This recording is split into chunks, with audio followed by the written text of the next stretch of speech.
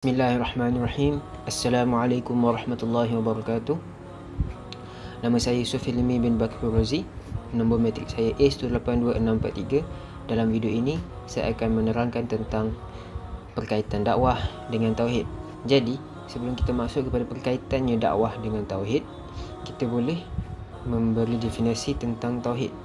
Tauhid berasal daripada perkataan wahid yang bermakna satu, dan ia memberi erti bahawa Allah Subhanahu wa ta'ala merupakan satu-satunya Tuhan yang wajib disembah dan wajib untuk kita menumpukan seluruh perhatian kita hanya kepada Allah semata.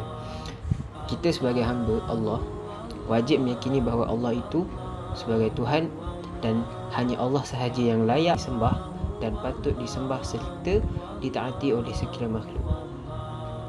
Jadi, kalau kita mengikut daripada maksud tauhid yang diberikan tersebut, boleh dikatakan bahawa Allah Subhanahu wa ta'ala adalah Tuhan dan dia adalah satu-satunya Tuhan yang selayaknya disembah, dan Allah Subhanahu wa ta'ala tidak akan mengiktiraf mana-mana kepercayaan, mana-mana agama yang menyembah selain daripada dia.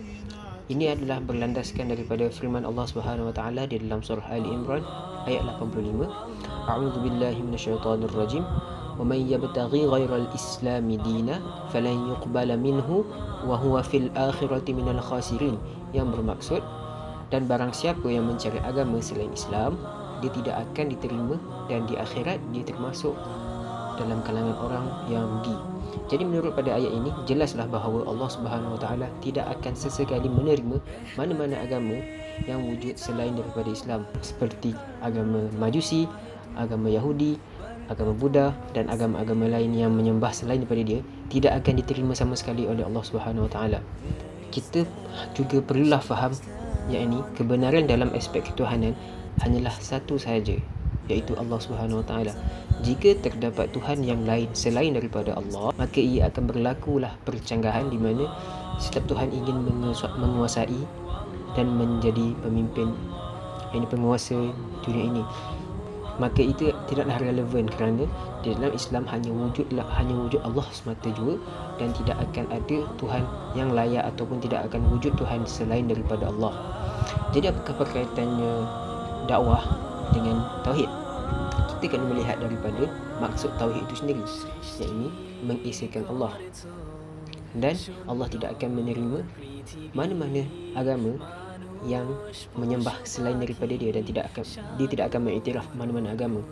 Jadi, kalau orang yang tidak mempercayai agama Islam, mereka tidak akan menerima Islam itu sebagai agama, dan mereka akan dimasukkan ke dalam neraka dan akan kekal selamanya di dalamnya. Maka tugas kita sebagai hamba Allah adalah untuk menyelamatkan mereka daripada terus terjerumus ke dalam lembah kesesatan, yakni mereka mempercayai Tuhan selain daripada Allah. Di sinilah dakwah memainkan peranannya, kerana dakwah itu asasnya tauhid. Bila kita melihat daripada sudut tauhid, misi dakwah adalah untuk menyelamatkan manusia dari kesesatan, dan itu sebenarnya adalah tugas para rasul dan para nabi. Dan apabila mereka wafat, tugas itu jatuh kepada kita. Bila kita mengatakan memang bahawa Islam itu adalah agama yang benar, agama yang betul, bukan bermakna kita ini berlagak ataupun sombong, ataupun dengan bahasa mudahnya kita ni poyo. Tapi kita bercakap berdasarkan dalil dan nas yang telah disebut dalam Al-Quran dan hadis-hadis Nabi SAW yang memberikan fakta kepada kebenaran itu, kebenaran Islamnya itu. Sebagai kesimpulannya, dakwah bukanlah satu perkara yang menunjukkan kita sombong ataupun ekstrim, kerana menegakkan Islam, menegakkan kebenaran agama Islam merupakan tanggungjawab setiap mukmin dan setiap tanggungjawab bagi setiap umat Rasulullah SAW. Dan dakwah asasnya adalah tauhid, dan mereka tidak boleh dipisahkan sama sekali. Sekian sahaja daripada saya. Wabillahi taufiq wal hidayah. Assalamualaikum warahmatullahi wabarakatuh.